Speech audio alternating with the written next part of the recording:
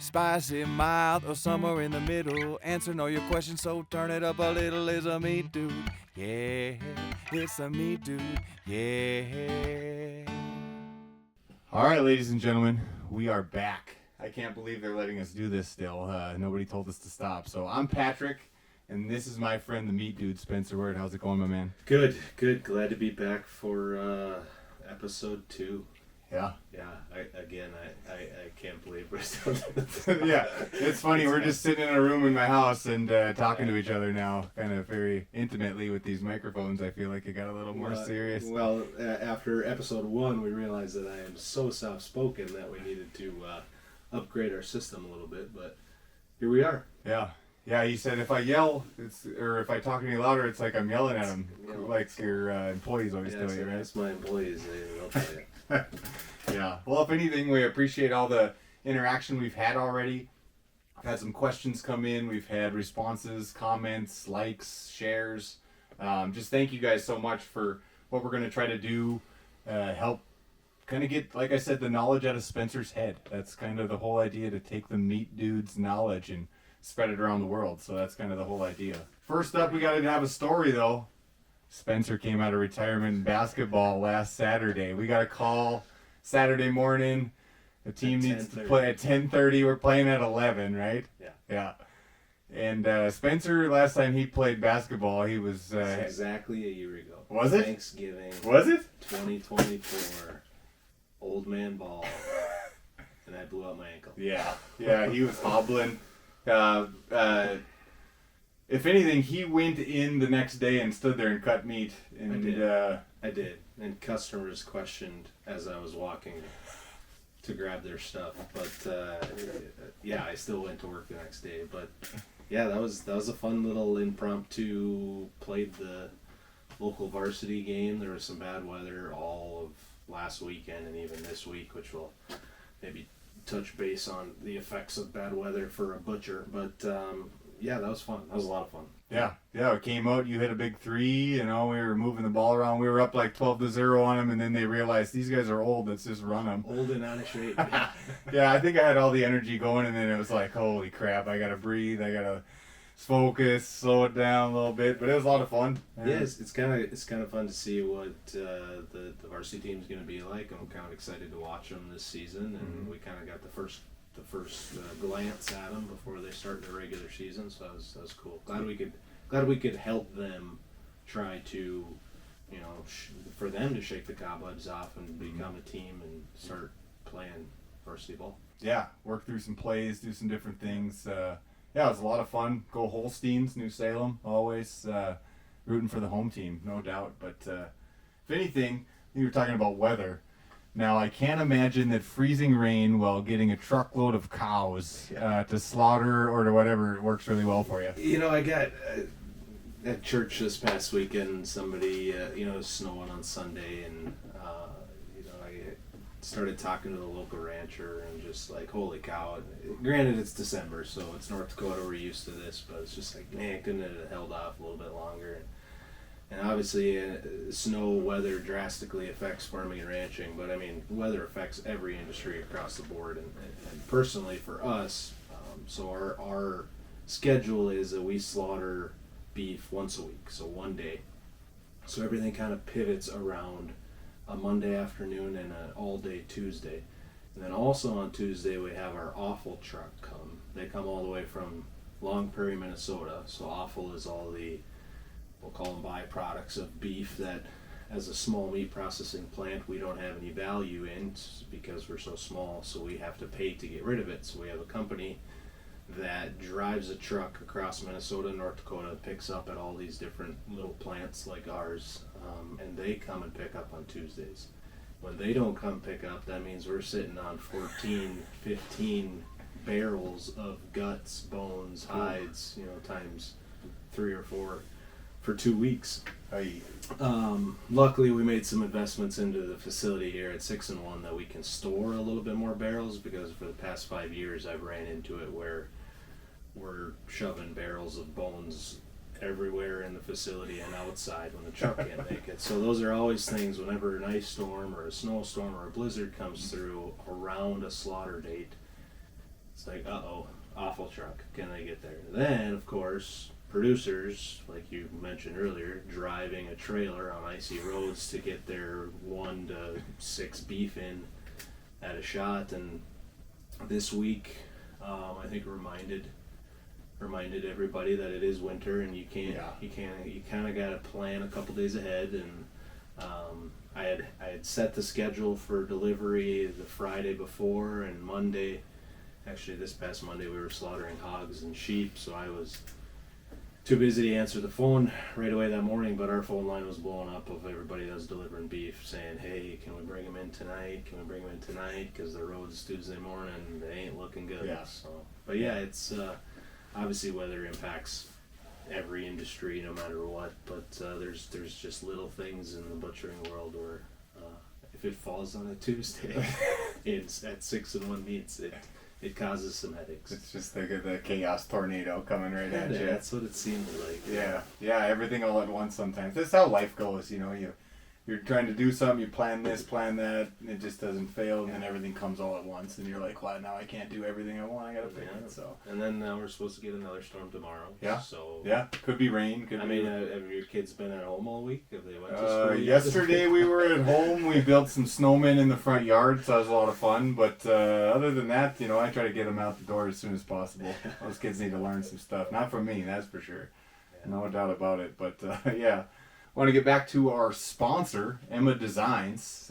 She, like we were talking about last episode, how much she helped us in so many different ways. I mean, she's from custom logos and brand identities to full website design and development. She crafts thoughtful, intentional brands rooted in your history and built to carry you into the future. You got to check her out at emmadesigns.co or .co.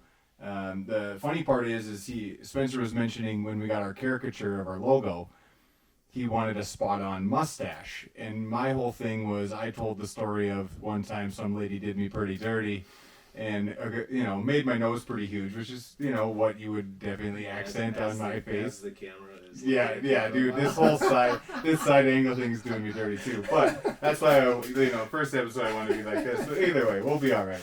And then she makes me a giant cow with a long nose, so I knew she was golden right away. I was like, no one's going to offend me. I just laugh at stuff like that, so I think that's great. I was like, don't make my nose really long, and then she made me a cow, so perfect. I thought it was pretty spot on, but we really enjoyed working with Emma.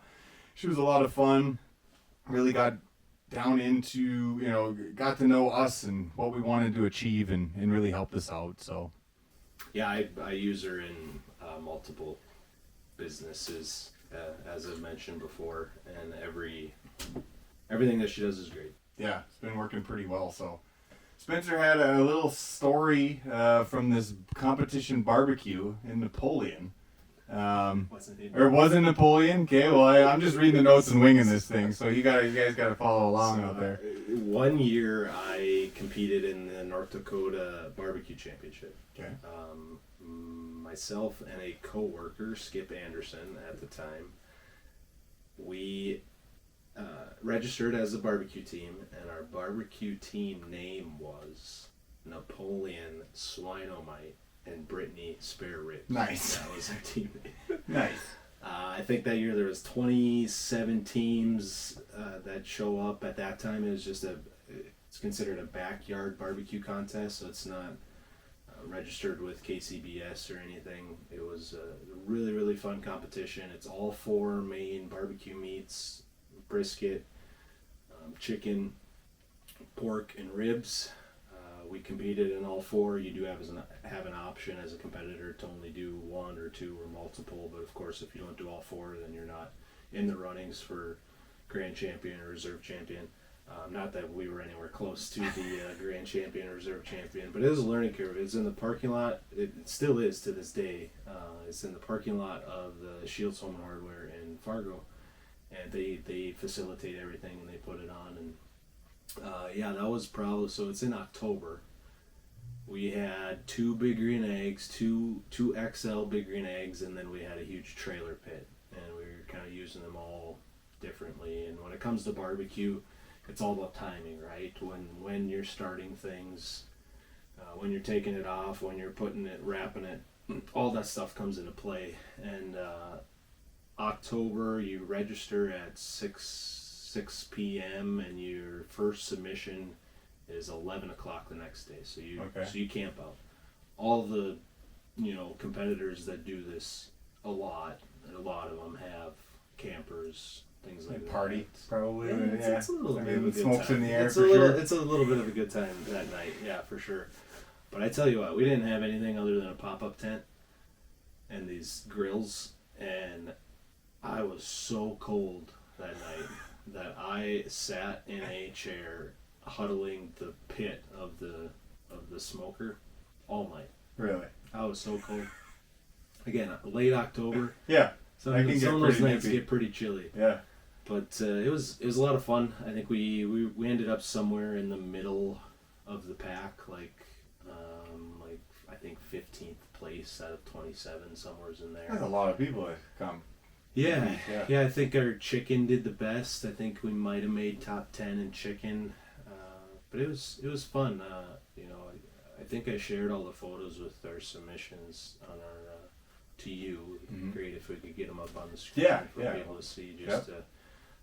I like to have the conversation of the difference between weekend warriors or backyard barbecuers versus competition barbecuers, because it's a whole different world. Oh. And presentation matters. Just the little tricks that they have. It's an eye-opening experience, because I tried to be a competitive barbecuer, right? I did it once, and it's just a different style of cooking, and it really takes it to a whole nother level. It was fun to experiment with it, to try it that one time, and then a couple of years down the road, Shields, I actually judged the show. Okay. So my joke is always that I was never good enough to be a competitor, but I'll judge it. I'll judge it, yeah. And then after I was a judge, they invited me to help facilitate. So for 2 or 3 years, myself and Eric Berg, he would have been one of my advisors at NDSU.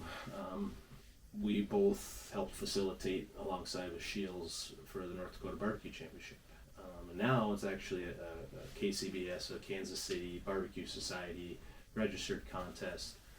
So Shields, KCBS has their own people that come in and kind of run it alongside Shields. So that's when I stopped doing it with Shields. But yeah, it's fun. Barbecue has been my butchering and meat processing is always top tier, and obviously cooking comes right in line with that, and the science of what's going on when you're barbecuing. So yeah, it's a lot of fun. But the world needed to know the name of our team. Yeah, absolutely. I like it. Swinemite and Brittany Sparrow. Yeah, that's Swinemite. I like that. I think it's amazing that you can take a piece of chicken and cook it 27 different ways, and then that's just competition, because I'd probably come up with a really bad way to do it, and 99% of the Joe Schmoes out there just are like, let me taste it, Yeah, and I think the difference between a backyard and like a KCBS is I really think it's the judging, because so they're more judgy, or they very have specific. They have a little bit stricter standards of what that they need to see and score based off. Obviously, there's a rubric with any competition of how you score it. But to become a judge for a KCBS competition, you actually have to go and get certified to do so. Oh, wow. So you as an individual have to go to a KCBS training before you can even judge a KCBS competition. Huh. Whereas a backyard competition, anybody can judge it. Most of the time, I think the ND Barbecue Championship's been going on for many, many years. Most of the time it was kind of local celebrities. I was going to say maybe a politician, maybe a mayor or something. Somebody involved with NDSU, the president of NDSU was there quite a bit. Kind of just shaking hands and kissing babies kind of thing. It was a lot of fun. A lot of fun to compete, a lot of fun to judge and be involved with that. It was an eye-opening experience. There's a lot of people that I met and drastically respect as barbecue people. A lot of local to North Dakota people that I met through that, and yeah, fun stuff. Spicy, mild, or somewhere in the middle. Answering all your questions, so turn it up a little. Is a meat dude. Yeah, it's a meat dude. Yeah. All right, it's time to ask that meat dude segment.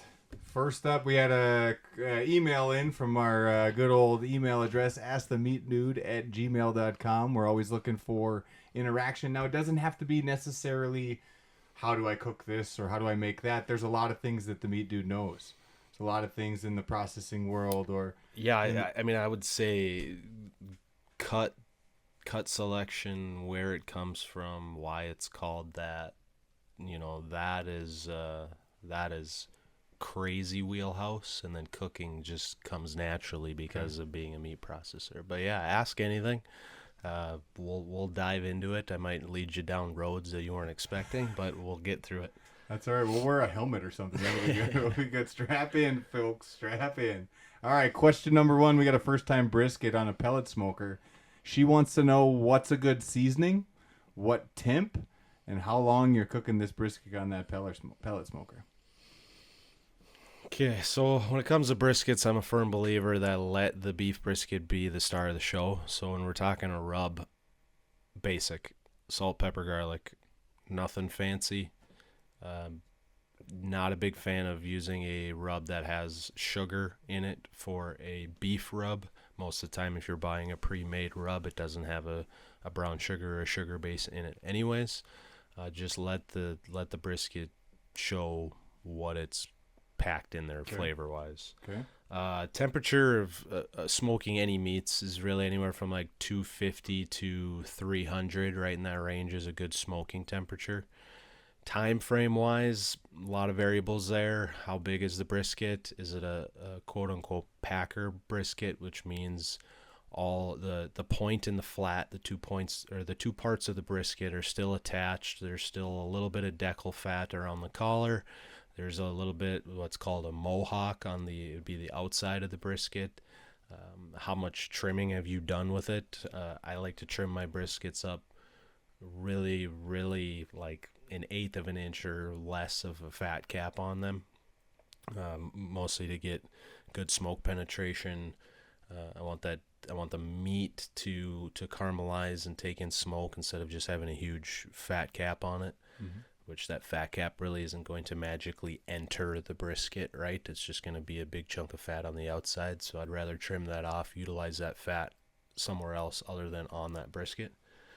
Timing wise, no matter what, if you're going to do this in a backyard method, which this kind of seems first time brisket, I'm going to refer to it as She's a going backyard competition right away. yeah, backyard barbecue. Good luck. Give yourself like 14 to 16 hours. Really, no matter how big it is. Buy more pellets is what you're saying. Yeah. So I like to break a cook down, kind of like how I break smoke cycles down when I'm smoking sausage or doing something in the actual smokehouse. In the first 20-ish minutes of a cook is you're prepping that protein to receive the smoke. Past that, which with a pellet grill, you're hitting it with smoke the whole time, right? It's not like you're just have heat there. That's the difference between a smokehouse and a pellet smoker is you're constantly putting smoke with it. But I still like to have this idea in my head that the first 20 minutes is just prepping the surface. The next hour to 2 is where the protein is at its best acceptance of that smoke, where you're going to get the best smoke penetration and the best flavor uptake of that protein. And then once it hits really above like 100 degrees, it's not going to take in any smoke more, but you can still add smoke flavor just from being in that environment. Super, super important with brisket.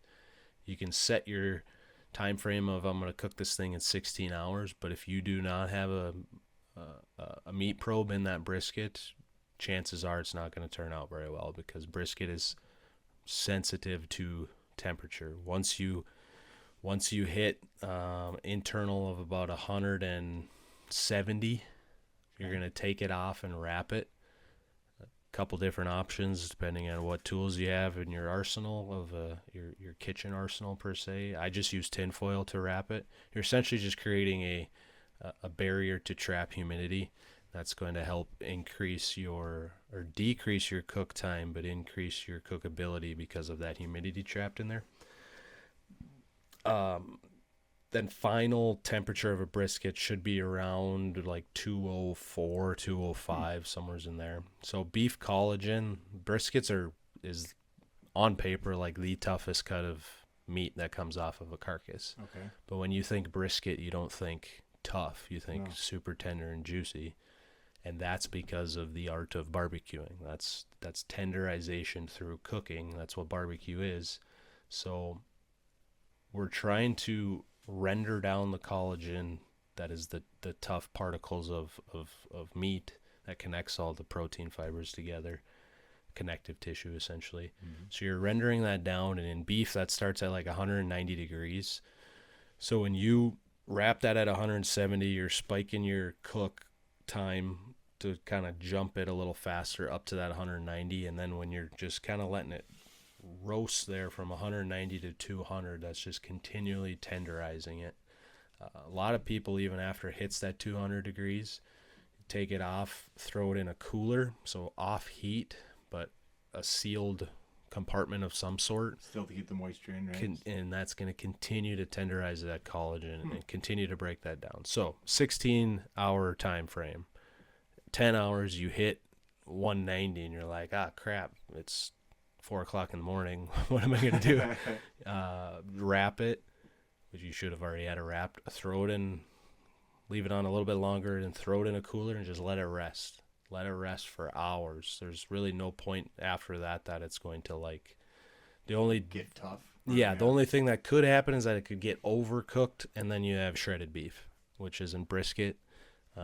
But I've made a lot of briskets that have turned into shredded beef, I'll admit. But I've made some really good briskets. I've made some really bad briskets, and all it takes is like this person and just trying it out. Yeah. So yeah, Seems kind of simple, but very daunting in terms of the duration. it's a of huge the whole time deal. commitment. Yeah. I think that's what Where, scares you people with can't fall briskets. asleep, or you can't. No, Well, you- you could, I suppose. Well, you could take a nap. that's where you get one of these digital thermometers Yeah. that, you get little notifications on your phone if Yeah. the temperature gets wacky. But if you recall my story from last weekend, sometimes those pellet smokers, if they're not cleaned properly, you need to be watching them, or else you're going to have a fire on your Yeah, hands. then you could be roasted from the outside, but you might have been onto something, though. Yeah. You said, if you get that perfect medium rare in the middle there and roast the outside. But yeah, that sounds like a lot of good work, for a lot of good information for our caller out there. Second question: ground beef burgers that hold together. So, how do you keep them from falling apart? What ingredients would you add to make a better burger? Just out of, if you're gonna take a pound of burgers out, I'm gonna make four patties. Give it to me. This might be my wife's question. I'm confused. I'm confused by this question. Women are confused. So what texture? So this is ground. I have a question for you. Okay. What is the difference between ground beef and beef sausage? Great question. So I want you I to don't think I'm the when you. meat dude. I don't want know you to. if people I want you following to off think out in there. your head. Okay, I'm with you. You bite into a chunk of beef sausage. Okay. What's the texture in your mouth? Basically a hamburger, isn't it? It is. I don't know. Obviously, Obviously, I you're didn't know the not. answer to this Obviously, question. you're not buying my sausage. I did not buy the beef. I haven't bought the beef sausage. I guess I have not. Usually Okay. When you bite into a burger, what do you want the mouthfeel to be? These are things that are way over my head. I'm just the average Joe. I want it to be tasty. I don't. Be tasty. I'm not looking for Okay, a certain consistency, I guess. yeah. But I'm not kind of Consistency and mouthfeel are huge in my world. Okay, In case you're yeah. wondering. absolutely. So that's where burgers are not meant to be. The technical term is bind or bound together, and we do that by adding functional ingredients like salt is a protein extractor, and that will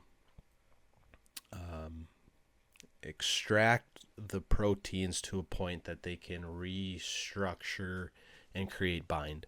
That's what sausage is. It's Okay. essentially ground meat that is bound together by adding functional ingredients, put in a casing, but doesn't always have to be in a casing, right? There's loose sausage, and burgers is just ground beef cooked as a patty.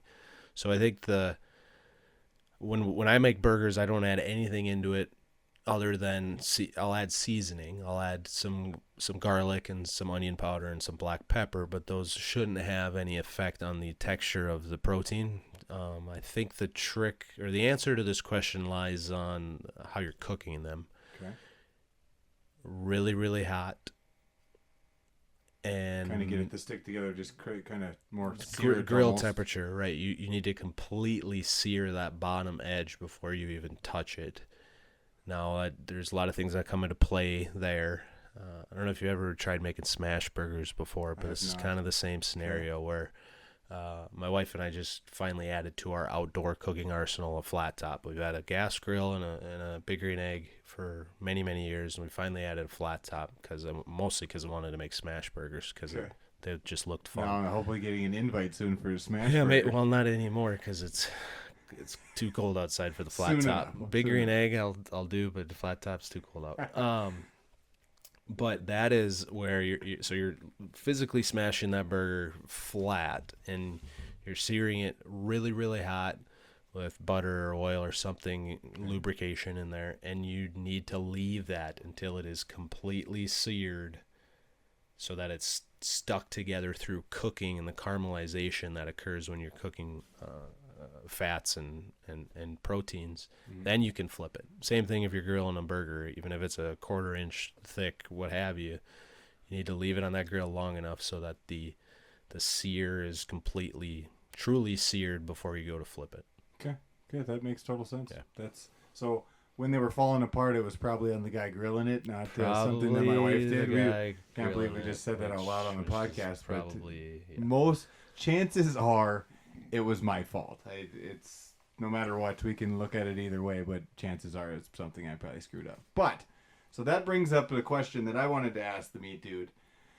Well, cleaning a pellet smoker, is there some sort of regiment where there's a certain thing to do? Because I know your last story, you talked about how your brother-in-law basically left everything on the smoker and then was like, it's good, and we'll fire it up, and then you were roasting and stuff. So I feel like mine is starting to build up.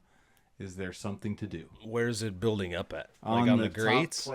Underneath the grate, on top of basically the metal that goes over the burger. Yeah, I think, every pellet smoker, I'm not crazy familiar with pellet smokers. As you know, I don't really use them. But every one that I've used secondhand, they're all designed just a tad bit different where that wood is actually fed into the heat source to create the smoke and the heat. But it's just as easy as pulling all the parts out, vacuuming out, or scraping out, depending on how stuck on it is, all of the debris that's inside of the pit per se. And then the grates themselves, I like to clean my grates when I have a couple different tools that I like. I use a wood paddle actually to clean my grates that have burned the structure of the grates into this wood paddle, and that scrapes everything off really clean. If that's not around, or I don't have any other tool, I use a ball of tinfoil a lot of the times. When it's hot, I'll use a ball of tinfoil. I have a bristle cleaner, which is in the media like the biggest no-no ever, right? Because you're going to get a metal, it's actually not a metal bristle brush, it's a plastic bristle brush, but you're going to get a bristle stuck in your cheek or something. Yeah. But I'll use that when it's cold, just to kind of scrape the real stuck on stuff off. But really, just cooking it itself, baking or cooking all that grease off is a step you can take to help as well. And just turn it on, crank it up, do a good burn. And yearly, I'll pull. Talking about gas grill now, I'll pull everything out, scrub it clean with some kind of like an oven cleaner type base, something a little more hardcore, acidic, that'll pull all that grease off. Rinse everything off. Oil the grates, depending on what kind of grates you have in your gas grill, or even your pellet grill has grates. Obviously, everything has grates. So depending on what type of metal they're made out of, oil them up just to try to create some kind of barrier there. Like our gas grill that I use has cast iron grates, so you just use you're essentially seasoning those grates so the stuff doesn't stick to them as bad as you're cooking. But yeah, those are all just normal maintenance with any type of grill, really. Okay. To stop those grease fires from happening. Yeah, that's the last thing you want is to spend $100 on meat, and you got people coming over, and then you got holy crap, and your daughter's like, "Why is the grill on fire?" And you're like, "Oh man, I'm gonna catch hell." And don't put water on a grease fire. Yeah. Pretty sure when I first got, and this is for anything, but I took a plastic scrubber or whatever, put it on there, and it was hot. Well, I no longer have bristles or nothing like that. And then all of a sudden, now I'm scraping the plastic off the grate, and I'm like, this is the worst start to this I possibly could have had. But obviously, stupid is as stupid does, right? That's you gotta learn somehow, right? You'll never use that scraper again I like can't, that because there's no bristles left. I got nothing. Pretty much. All right, cool. Well, I appreciate that, Spencer. And the last question I got for you: the best roast. So that's pretty broad. This is one of those questions as a butcher that I get all the time. Like arm roast or chuck roast or whatever. So I have the mindset that I like to give my customers options when they're filling out their order form for their beef. And sometimes too many options for people isn't a good thing, especially if you're not familiar with terminology and nomenclature of beef cuts, how to cook them, how to really do anything with them. That's kind of the nature of the beast, and that's why the start of the Meat Dude was so popular, is because of those types of conversations that, everybody eats. Well, everybody eats, right? And 99% of people eat beef and pork, and so you kind of owe it to yourself to somewhat familiarize yourself with these cuts so that you become more comfortable in the kitchen or around the smoker, and you can create more value out of these, out of beef or out of meat, because you're more confident in how to cook or treat a certain cut just because you know its basic structure. Okay, but I'll be going through an order form with a customer, and I'll start giving them roast options, right? There's 6 or 7 main roasts that come out of a beef. I usually actually only give them 4, even though there's 7. I usually only give them 4 over the phone, but the common phrase I hear a lot is, "Well, I just want the best roast." To which I respond, "Well, what are the best roasts?" You always got to throw it right back at you. I do. Because and then they go 2 ways. Okay? Yeah. And it's only 2 ways that they'll go. One is, one that doesn't have a lot of fat. Okay. Which in my opinion, the best roast, in my opinion, is a chuck roast. Yeah. Okay. And that's because it's super fatty. Yeah. And you get shredded beef for days. It's amazing. Yeah. So they either go that way, or the other way is that the one with a lot of bone in it, which we don't cut any of our roast bone in, so that's out of the equation. So that's that phrase of what's the best roast. So that depends on your cooking preferences. That depends on what you want your meal to be. A chuck roast is great for shredded beef, but you're not going to carve nice slices out of it because of all the intermuscular connective tissue and fat. Top round, or also known as a London broil, is going to be a great carving roast. But if you cook it so long that it becomes shredded beef, it's going to be drier than dry. Yeah, okay. You need a gallon of gravy just to chew it. So knowing those things of these different cuts, I guess to answer the question of what's the best roast, there isn't one. It's on preference. It's on your cooking. I don't want to say your cooking ability, but maybe your cooking tools that you have available to you, what you're used to doing. That is the determining factor of what kind of roast you want. And toughness or tenderness of a roast. Roasts are cut into roasts because they're tough. All right. We cook them to a means like barbecuing to tenderize them through cooking. So. Right, that's the way to make them good. If that roast was tender, it had been cut into a steak and not a roast. Right on. Yep. I'm going to throw a shout out back to emmadesigns.co. Once again, that's one of our sponsors for this episode. We've really enjoyed working with Emma. There's been a lot of things that she helped us along the way. She is definitely the real deal. She does custom logos, brand identity, full website builds.